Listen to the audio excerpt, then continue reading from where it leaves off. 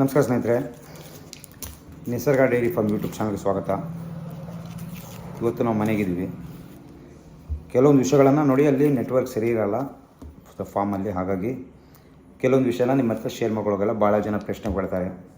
ಭಾಳ ಜನ ಪ್ರಶ್ನೆ ಇದೆ, ಸರ್ ನಿಮ್ಮ ಯೂಟ್ಯೂಬ್ ಚಾನಲ್ ಬಂದಮೇಲೆ ನಮಗೆ ಒಂದು ಡೈರಿ ಫಾರ್ಮ್ ಮಾಡಬೇಕು, ಒಂದು ಹೈನುಗಾರಿಕೆ ಮಾಡಬೇಕು ಅಂತ ಭಾಳ ಆಸೆ ಇದೆ. ಯಾವ ರೀತಿ ಮಾಡಬೇಕು, ಯಾವ ರೀತಿ ಶುರು ಮಾಡಬೇಕು, ನಮಗೊಂದು ಸ್ವಲ್ಪ ಗೈಡ್ಲೈನ್ಸ್ ಕೊಡಿ ಸರ್ ಅಂತ ಕೇಳ್ತಾರೆ. ನಾನು ಅವರಿಗೆ ಸ್ಪಷ್ಟವಾಗಿ ಹೇಳ್ತೀನಿ, ನೋಡಿ ಸ್ನೇಹಿತರೆ, ಡೈರಿ ಫಾರ್ಮಿಂಗ್ ಉದ್ಯಮ ಇದೆಯಲ್ಲ, ಯಾವತ್ತೂ ನಿಮ್ಮ ಒಂದು ಜೀವನಕ್ಕೆ ಒಂದು ಆಧಾರ. ಇದು ಯಾವ ರೀತಿ ಮಾಡಬೇಕು ಅನ್ನೋದು ಬಹಳ ಮುಖ್ಯ. ನೋಡಿ, ಸ್ವಲ್ಪ ವಿಡಿಯೋ ಲಾಂಗ್ ಅಂತ ಅನಿಸ್ಬೋದು. ವಿಡಿಯೋದನ್ನು ಕ್ಲೀನಾಗಿ ನೋಡ್ತಾ ಹೋಗಿ. ಸರಿ ಇದ್ದರೆ ಸರಿ ಅಂಥೇಳಿ, ತಪ್ಪಿದ್ರೆ ತಪ್ಪಂತ ಹೇಳ್ತಾ ಬನ್ನಿ. ಯಾಕೆ ಇವತ್ತು ಬಂದೇನೆಂದರೆ, ಬಹಳಷ್ಟು ಜನ ಒಂದು ಪ್ರಶ್ನೆಯನ್ನು ನಾನು ಇವತ್ತು ತೊಗೊಳಕ್ಕೆ ಬಂದಿದ್ದೀನಿ. ಬರೆದಿಟ್ಕೊಂಡಿದ್ದೀನಿ. ಪ್ರಶ್ನೆಗಳು ಭಾಳಷ್ಟು ಇದ್ದಾವೆ. ಇವತ್ತು ಏನೋ ಒಂದು ಡೈರಿ ಫಾರ್ಮ್ ಸಕ್ಸಸ್ಫುಲ್ ಮಾಡ್ಕೋಬೇಕು ಅಂದರೆ, ಸರ್ ಲಾಸ್ ಯಾಕಾಗತ್ತೆ, ಇದನ್ನು ಒಂದು ಫಸ್ಟ್ ಸ್ಟೆಪ್. ಇವತ್ತು ನೋಡಿ, ನಾನು 2 ಹಸು ಕಳಿಸ್ದೆ. ಒಂದು ಮಧುಗಿರಿಗೆ, ಇನ್ನೊಂದು ಬಂದುಬಿಟ್ಟು ಇನ್ನೊಂದು ಬನ್ನೂರು. ನಾನು ಅವರಿಗೆ ಮೊದಲು ಹೇಳಿದ್ದೀನಿ, ನೀವು ಹಸು ಆಯ್ಕೆ ಮಾಡಬೇಕಾದ್ರೆ 2 ಇರುತ್ತೆ. ಆಲ್ರೆಡಿ ಒಂದು ಡೈರಿ ಫಾರ್ಮ್ ಇರೋರು, ಆಲ್ರೆಡಿ ಒಂದು ಡೈರಿ ಫಾರ್ಮು ನಡೆಸ್ತಾ ಇರೋರು, ಅವರು 40 ಲೀಟ್ರು 40+, 35+ ತೊಗೊಂಡು ಏನೂ ಸಮಸ್ಯೆ ಇಲ್ಲ ಅವರಿಗೆ. ಯಾಕಂದರೆ ಅವರಿಗೆ ಆಲ್ರೆಡಿ ಎಕ್ಸ್ಪೀರಿಯೆನ್ಸ್ ಇರುತ್ತೆ. ಅವರಿಗೆ ಮಿಲ್ಕಿಂಗ್ ಪರ್ಸೆಂಟೇಜ್ ಜಾಸ್ತಿ ಬೇಕು. ಅವರು 40, 35, 30 ಲೀಟ್ರ್, 40 ಲೀಟ್ರದ್ದು, 50 ಲೀಟ್ರದ್ದೆಲ್ಲ ಹುಡುಕ್ತಾರೆ. ಅವರಿಗೂ ಹಸುಗಳು ಕೊಟ್ಟಿದ್ದೀನಿ. ಇಲ್ಲೇನಾಗುತ್ತೆ ಅಂದರೆ, ಮೊದಲನೇದಲ್ಲಿ ಶುರು ಮಾಡಬೇಕು ಅಂದಾಗ ಮುಖ್ಯವಾಗಿ ಯಾವ ರೀತಿ ಮಾಡಬೇಕು ನೋಡಿ. ಮುಖ್ಯವಾಗಿ ಹೇಳಬೇಕು ಅಂದರೆ, ನಾನು ಹಾಕಿದ ಬಂಡವಾಳ, ಸಪೋಸ್ ನಾನು 2 ಹಸು ಮಾಡಿದೆ ಅಂತ ತಿಳ್ಕೊಳ್ಳಿ. ನನ್ನ ಹತ್ರ ಶಕ್ತಿ ಇರೋಷ್ಟು 2 ಹಸು ಮಾಡಿದಾಗ ಬಹಳ ಗಮನ ಇಟ್ಟು ಕೇಳಿ ಸ್ನೇಹಿತರೆ. ನಾನು 2 ಹಸು ತೊಗೊಂಡೆ ಅಂದರೆ, ಈ 2 ಹಸು ಮಿನಿಮಮ್ ಒಂದು ಇನಿಷಿಯಲ್ ಸ್ಟಾರ್ಟ್ ಮಾಡೋರು 2 ಹಲ್ಲು ಅಥವಾ 4 ಹಲ್ಲು ಅಂದರೆ ಯಂಗು 18 ತಿಂಗಳಿಂದ ಹಿಡಿದು 22 ತಿಂಗಳ ತನಕ ಇರಬೇಕು ಆಯ್ಕೆ ಮಾಡೋ ಹಸುಗಳು. ಇಲ್ಲಿ ಏನಾಗುತ್ತೆ ಅಂದರೆ, 18ರಿಂದ 20 ತಿಂಗಳು ಹಸು ಇದ್ದಾಗ, ಯಂಗ್ ಹಸು ಇದ್ದಾಗ ಏನಾಗುತ್ತಂದರೆ, ನಮಗೆ ಆ ಹಸು ಲಾಂಗ್ ಟೈಮ್ ಹೋಗುತ್ತೆ. ಲಾಂಗ್ ಟೈಮ್ ಯಾವ ರೀತಿ ಹೋಗುತ್ತೆ ಅಂತ ಹೇಳಿದ್ರೆ, ನಮಗೆ ಈ ಹಸು ನಮಗೆ ಮಿನಿಮಮ್ ನಾವು ತೊಗೊಂಡಿರೋ ಹಸು ಇದೆಯಲ್ಲ, ಮಿನಿಮಮ್ 10ರಿಂದ 12 ವರ್ಷ ಆದರೂ ನಮ್ಮ ಹತ್ರ ಇರಬೇಕು.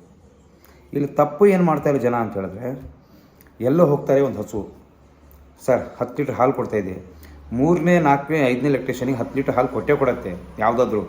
ಯಾಕೆಂದರೆ ಅದು ಒಂದು ಪೀಕ್ ಟೈಮ್ ಇರುತ್ತೆ. ಅದು ಆವಾಗ ಆ 10 ಲೀಟ್ರಿನ ಹಾಲು ತೊಗೊಳ್ತೀವಿ ನಾವು, ಅದು ನೆಕ್ಸ್ಟ್ ಜನ್ರೇಷನಿಗೆ ಹಸುಗಳು ಬರೋಲ್ಲ.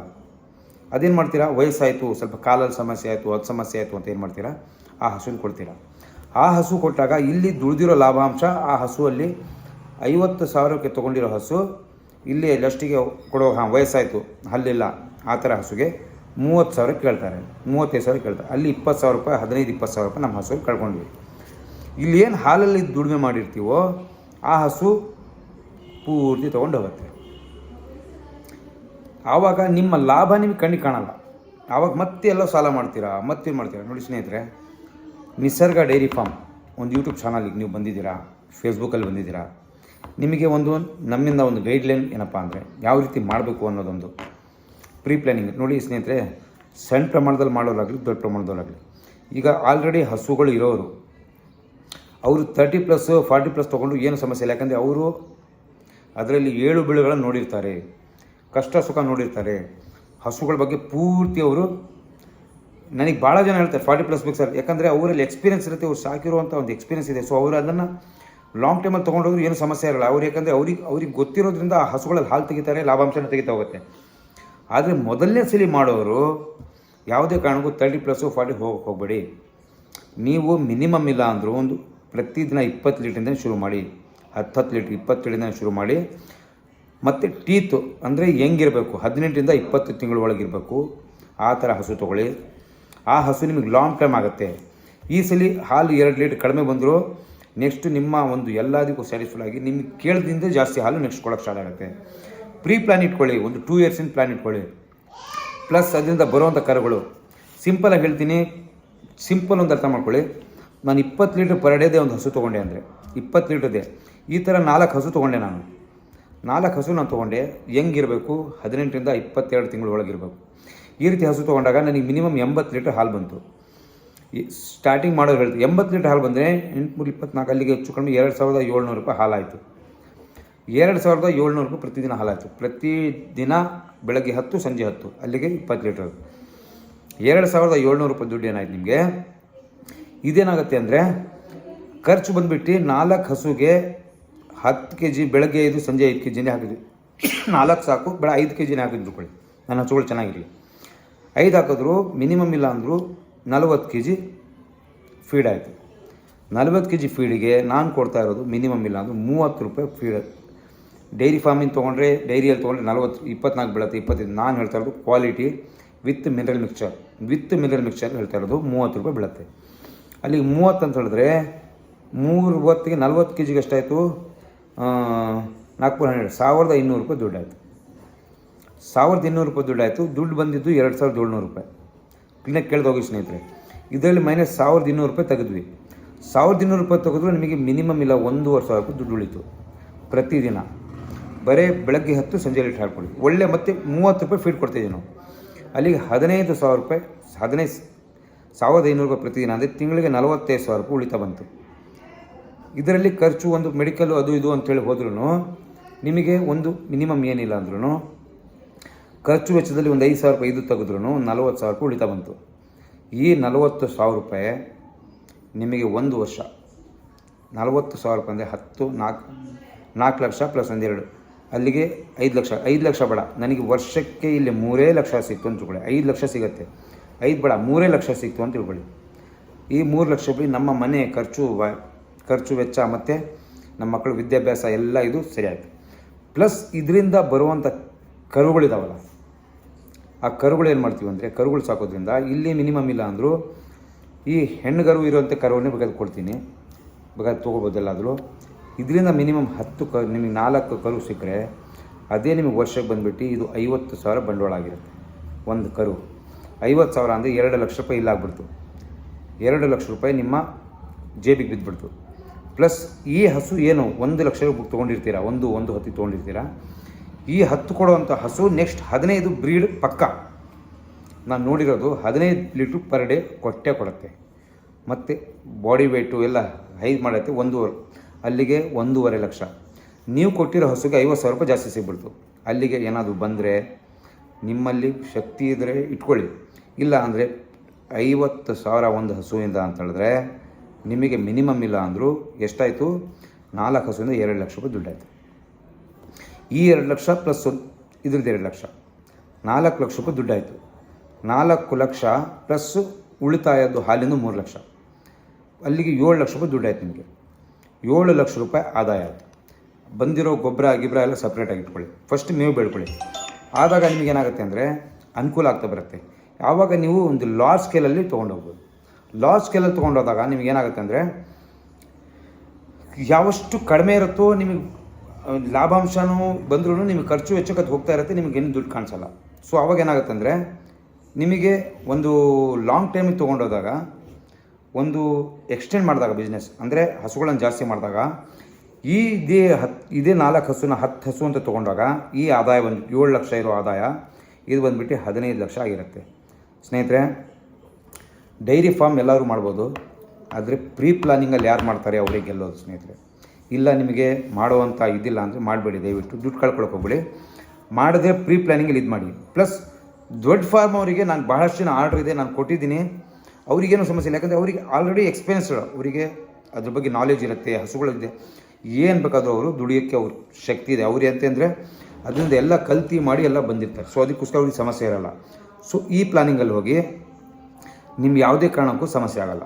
ಒಂದು ಡೈರಿ ಫಾರ್ಮ್ ಮಾಡಬೇಕು ಅಂದರೆ 100 ಜನರಿಗೆ ನಂಬೋದಕ್ಕಿಂತ ಒಂದು ಪ್ರಾಣಿಗೆ ನಂಬಿ, 100 ಜನರಿಗೆ ನಂಬೋದಕ್ಕಿಂತ ಒಂದು ಪ್ರಾಣಿ ನಂಬಿ. ನನ್ನ ಜೊತೆಗಿರೋರೇ ನನಗೆ ಯಾವಾಗ ತೊಂದರೆ ಕೊಡ್ತಾರೆ ಅಂತ ಹೇಳಕ್ಕೆ ಬರಲ್ಲ, ಯಾಕಂದರೆ ನಾನು ಅನುಭವಿಸಿದ್ದೀನಿ. ಆದರೆ ನಂಬಿದ ಪ್ರಾಣಿ ಯಾವತ್ತೂ ಮೋಸ ಮಾಡಲ್ಲ. ನಾವು ಹೆಂಗೆ ತಿನ್ನಿಸ್ತೀವೋ ನೋಡಿ, ನಾನು ಕೊಟ್ಟಿರೋ ಹಸುನ 20 ಲೀಟ್ರ್ ಅಂತ ಕೊಟ್ಟಿರೋ ಹಸುನ 28 ಲೀಟ್ರ್ ತೆಗೆದಿರೋದಿದ್ದಾರೆ. 20 ಲೀಟ್ರ್ ಅಂತ ಕೊಟ್ಟಿರೋ ಹಸುನ 15 ಲೀಟ್ರ್ 14 ಲೀಟ್ರ್ ತೆಗೆಯೋರಿದ್ದಾರೆ. ಯಾಕಂದರೆ ನಾವು ಎಷ್ಟು ಚೆನ್ನಾಗಿ ನೋಡ್ಕೊಳ್ತೀವೋ, ಬ್ರೀಡ್ ಸೆಲೆಕ್ಟ್ ಮಾಡೋದು ನಮ್ಮ ಕೆಲಸ. ಒಳ್ಳೆ ಹಾಲಿನ ಬ್ರೀಡ್, ಅದನ್ನು ಎಷ್ಟು ಚೆನ್ನಾಗಿ ನೋಡ್ಕೊಳ್ತೀರೋ ಅಷ್ಟು ಲಾಭಾಂಶ ನೀವು ಗಳಿಸ್ತಾ ಹೋಗ್ತೀರ. ಉದ್ದೇಶ ಹೈನುಗಾರಿಕೆಯಲ್ಲಿ ಒಂದು ಹೈನೋದ್ಯಮ ಪ್ಲಸ್ ಒಂದು ಹೈನುಗಾರಿಕೆ. There are lot of difference between two words. ಹೈನುಗಾರಿಕೆ ನಾವೊಂದು 2 ಹಸು ಕಟ್ಕೊಂಡಿದ್ದೀವಿ, ನಮ್ಮ ಜೀವನಕ್ಕೆ ಆಧಾರ ಮಾಡ್ಕೊಂಡಿದ್ದೀವಿ, ಅದು ಹೈನುಗಾರಿಕೆ. ಇದನ್ನೇ ಹೈನೋದ್ಯಮ ಮಾಡ್ಕೊಂಡು ಹೋಗ್ಬೇಕು ಅಂದರೆ ಪ್ರೀ ಪ್ಲ್ಯಾನಿಂಗ್ ಭಾಳ ಮುಖ್ಯ. ಪ್ರೀ ಪ್ಲ್ಯಾನಿಂಗಲ್ಲಿ ಹೋಗಿ ಲೆಕ್ಕಾಚಾರ ಇಟ್ಕೊಂಡು ಹೋಗಿ, ನನ್ನ ಹಸು ಇವತ್ತು 4 ಹಸು ಇದ್ದದನ್ನು ಇವತ್ತು 4 ಹಸುವಿಂದ ಪ್ರತಿ ಹಸು 20 ಲೀಟರ್ ಹಾಲು ಕೊಡ್ತೀವಿ ಬೆಳಗ್ಗೆ ಸಂಜೆ. 20 ಲೀಟ್ರ್ ಕೊಡುವಂಥದ್ದು ಇದು 18 ಲೀಟ್ರ್ ಕೊಟ್ಟರೂ ನಾವು ಅದನ್ನು ಯೋಚನೆ ಮಾಡಬೇಕು. ಯಾಕೆ 2 ಲೀಟ್ರ್ ಕಡಿಮೆ ಕೊಡ್ತು? ಪ್ರತಿ ಹಸುದು ನೋಡಿ ಹಾಲು ಪ್ರತಿದಿನ ತೂಕ ಮಾಡಿ, ಅದು ನಿಮಗೆ ಬಹಳ ಒಳ್ಳೆಯದು. 18 ಲೀಟ್ರ್ ಯಾಕೆ ಬಂತು? ನಾನು ಕೊಟ್ಟಿರೋ ಕೇರ್ ಸರಿ ಇದೆಯಾ?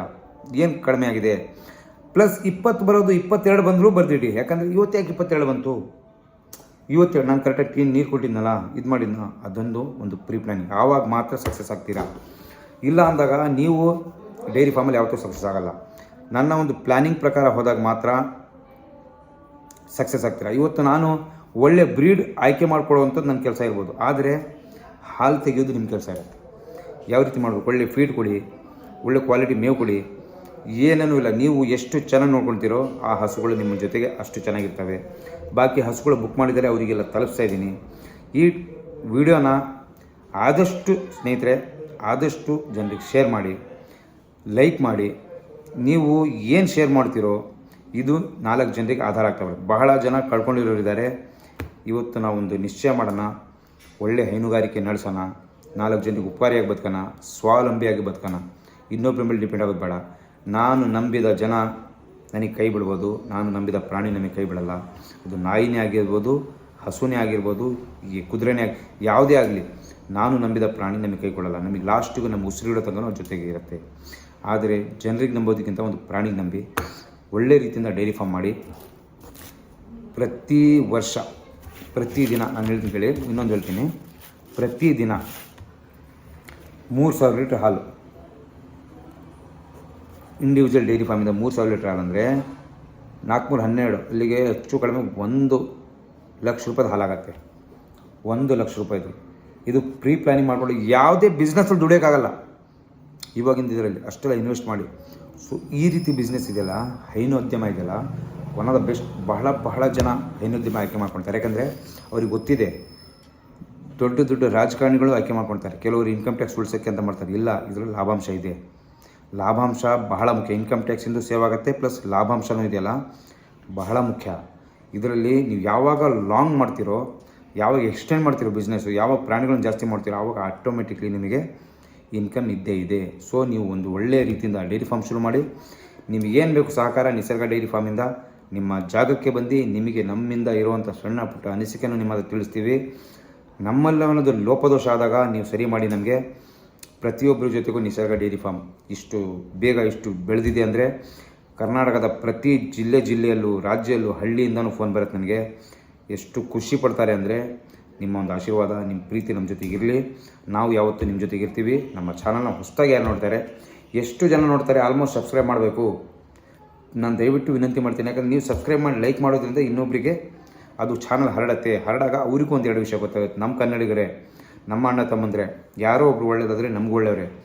ಕನ್ನಡಿಗರು ನಾನು ನೋಡಿ ಮಹಾರಾಷ್ಟ್ರದಿಂದ ಅಷ್ಟು ಜನ ಆರ್ಡರ್ ಕೊಡ್ತಾರೆ. ನಾನು ಫಸ್ಟ್ ಪ್ರಿಫರೆನ್ಸ್ ಕೊಡೋದೇ ಕರ್ನಾಟಕಕ್ಕೆ ಬುಕ್ ಆಗಿದ್ದು ಬಿಟ್ಟು ಆಮೇಲೆ ಮಹಾರಾಷ್ಟ್ರಕ್ಕೆ ಕೇರಳ ಹಸು ಕೊಡ್ತೀನಿ. ಕನ್ನಡ ಮೊದಲು, ಕನ್ನಡಿಗ ಮೊದಲು, ನೆಕ್ಸ್ಟು ಆಮೇಲಿದ್ದು. ಐ ಆಮ್ ಆಲ್ಸೋ ಕನ್ನಡಿಗ. ನನ್ನ ಕನ್ನಡದಲ್ಲಿ ನಾವು ನಮ್ಮ ಈ ರಾಜ್ಯಕ್ಕೆ ಏನಾದರೂ ಒಂದು ಸಣ್ಣ ಅಳಿಲು ಸೇವೆ ಒಂದು ಏನಾಗುತ್ತೆ ಅದು ಪ್ರಯತ್ನ ಪಡೋಣ. ಈ ವಿಡಿಯೋನ ಶೇರ್ ಮಾಡಿ, ಲೈಕ್ ಮಾಡಿ, ಆದಷ್ಟು ಜನರಿಗೆ ಹರಡೋಣ. ಇದು ನಾವು ನಿಮ್ಮ ಜೊತೆಗೆ ಯಾವತ್ತೂ ಇರ್ತೀವಿ ಸ್ನೇಹಿತರೆ. ಓಕೆ, ಧನ್ಯವಾದಗಳು.